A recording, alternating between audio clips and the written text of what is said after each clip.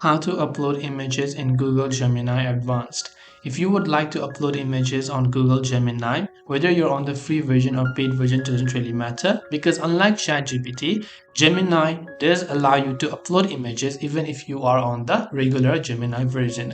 But the answers may vary because Gemini is not as quite as smart or witty compared to a Gemini Advanced or even GPT-4. However, you can always analyze some kind of simple images. For example, here you can see I have uploaded an image and it just gives me a description of what the image is about, and I can also test a new image by clicking on upload image right here, and I can simply choose any of the other stuff that I want to do over here. Let's say I want to add some of the other stuff. I can simply go in and select that, and I can type in analyze what this image is about, and once I've done that, it will be able to go ahead and then basically analyze the context of the image and then give me appropriate response.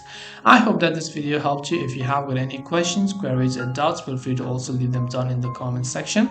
Thank you for watching till the very end of this tutorial, and as always, see you soon in our next video.